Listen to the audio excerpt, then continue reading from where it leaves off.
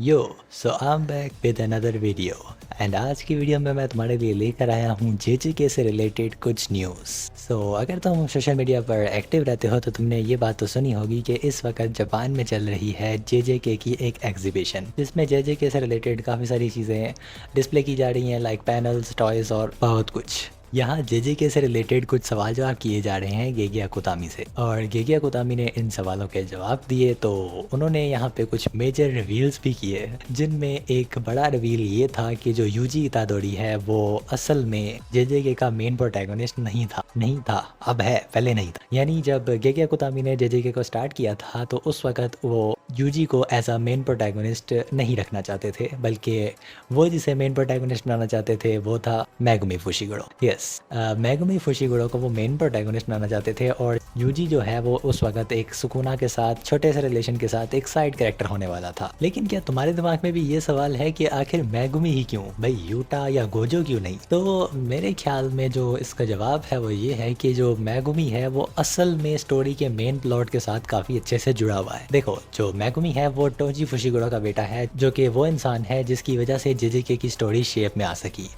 ज़रा इमेजिन करो, अगर टोजी फुशिगुरो उस वक्त स्टार प्लाज्मा वेसल को नहीं मारता तो जेजेके की स्टोरी तो उलट पुलट हो जाती ना। सो एज इट इज़ जो टोजी फुशिगुरो है वो एक इम्पॉर्टेंट कैरेक्टर था जेजेके में, और जो गोजो है वो भी एक इम्पॉर्टेंट कैरेक्टर है जिसने मेगुमी फुशिगुरो को पाला है और ट्रेन भी किया है। तो मेगुमी फुशिगुरो दो काफ़ी इंपॉर्टेंट कैरेक्टर्स के साथ जुड़ा हुआ है। दैट इज़ वाई कि जो मेगुमी है वो मेन प्लॉट के साथ भी काफ़ी अच्छे से जुड़ा हुआ है। गोजो इस सीरीज़ में कितना वेट होल्ड करता है, इस चीज़ को भी गेगिया कुतामी ने इस एग्जीबिशन में क्लियर कर दिया, जहाँ पे उन्होंने कहा कि जो गोजो है वो बिल्कुल ऐसे ही है जैसे माय हीरो एकेडमिया में ऑल माइट है। तो यहाँ से ये बात भी क्लियर होती है कि जो गोजो है वो सच में जेजेके के लिए एक बहुत ही इंपॉर्टेंट कैरेक्टर है, और एज इट इज़ मेगुमिस के साथ जुड़ा हुआ है तो वो मेन प्लॉट के साथ भी काफ़ी अच्छे से जुड़ा हुआ है। दैट इज़ वाई कि शायद गेगिया कुतामी स्टार्ट में उसे मेन कैरेक्टर के तौर पे रखना चाहते थे। बाकी तो गेगिया कुतामी अच्छे से जानते हैं कि वो उसे मेन कैरेक्टर के तौर पे क्यों रखना चाहते थे।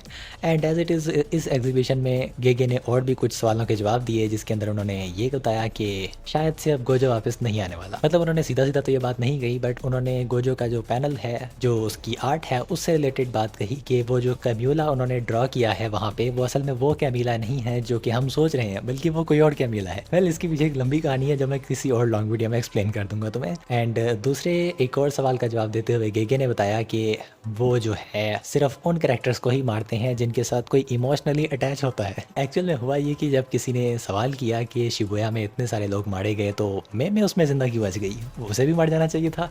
बट गेगे ने कहा कि असल में मैं इसलिए ज़िंदा बच गई बिकॉज उसके साथ कोई इमोशनली अटैच ही नहीं था। यानी इससे ये बात तो क्लियर होती है कि भाई जो गेगे है वो उस वक्त तक किसी कैरेक्टर को नहीं मारेगा जब तक कोई इसके साथ इमोशनली अटैच ना हो जाए।